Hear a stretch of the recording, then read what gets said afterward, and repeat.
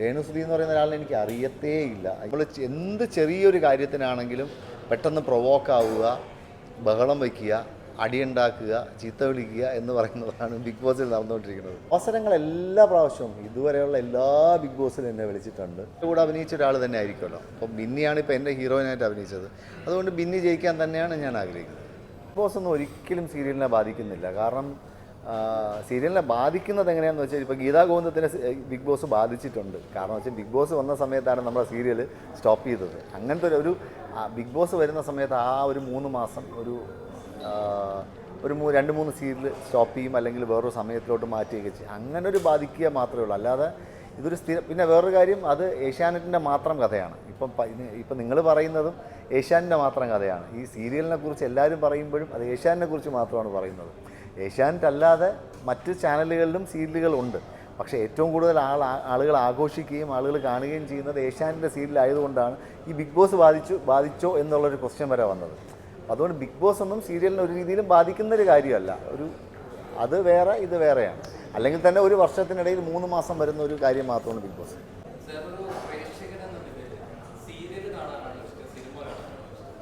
തീർച്ചയായിട്ടും സിനിമ കാണാൻ തന്നെയാണ് എനിക്കിഷ്ടം. ഒരു പ്രേക്ഷകൻ എന്നുള്ള രീതിയിൽ നമുക്ക് പെട്ടെന്ന് നമ്മളെ സ്വാധീനിക്കുന്നത്, അല്ലെങ്കിൽ നമ്മൾ കുറച്ച് സമയം കൊണ്ട് നമ്മളെ ഏറ്റവും കൂടുതൽ എൻ്റർടൈൻ ചെയ്യുന്നതൊക്കെ സിനിമ തന്നെയാണ്. ഇപ്പോൾ സീരിയലെന്ന് പറയുന്നത് ഒരു വളരെ ലോങ് ആയിട്ട് പോകുന്നതാണ്. അതൊരു വീട്ടിൽ ഇരിക്കുന്ന ആൾക്കാർക്കാണ് കൂടുതലും പറ്റുന്നത്. അപ്പോൾ അതുകൊണ്ട് എനിക്ക് കാണാൻ ആഗ്രഹം സിനിമ തന്നെയാണ്. പക്ഷേ സീരിയൽ ഞാൻ കാണില്ല എന്നല്ല, സീരിയൽ കാണുന്നുണ്ട്. എന്നെ കഴിയുന്നതും ഞാൻ വീട്ടിലുണ്ടെന്നുണ്ടെങ്കിൽ സീരിയലിൻ്റെ ഒരു പോർഷൻ കാണും. കാരണം നമ്മൾ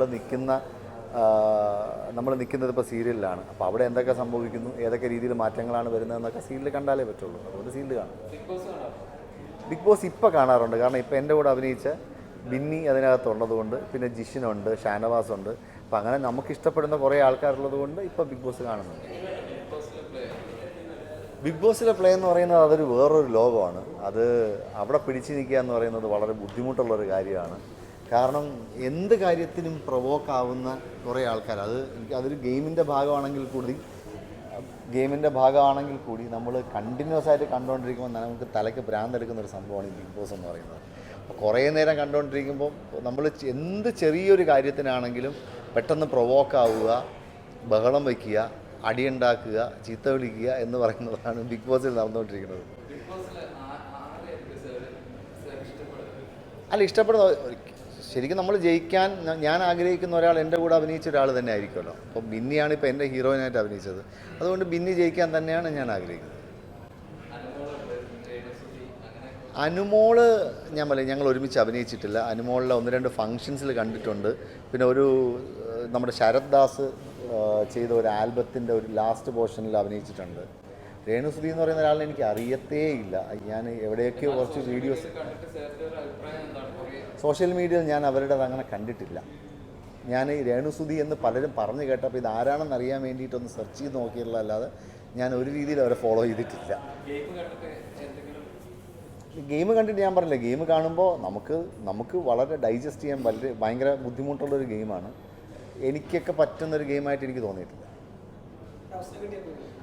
അവസരങ്ങൾ എല്ലാ പ്രാവശ്യവും ഇതുവരെയുള്ള എല്ലാ ബിഗ് ബോസിലും എന്നെ വിളിച്ചിട്ടുണ്ട്. പക്ഷേ ഞാൻ പറഞ്ഞില്ല, എനിക്ക് പറ്റിയൊരു ഗെയിമായിട്ട് എനിക്ക് തോന്നിയിട്ടില്ല. പിന്നെ എൻ്റെ വീട്ടുകാർക്ക് എനിക്കതൊരൊട്ടും ഡൈജസ്റ്റ് ചെയ്യാത്തൊരു ഷോ ആയതുകൊണ്ട് എനിക്ക് പോകാൻ വലിയ താല്പര്യമില്ല.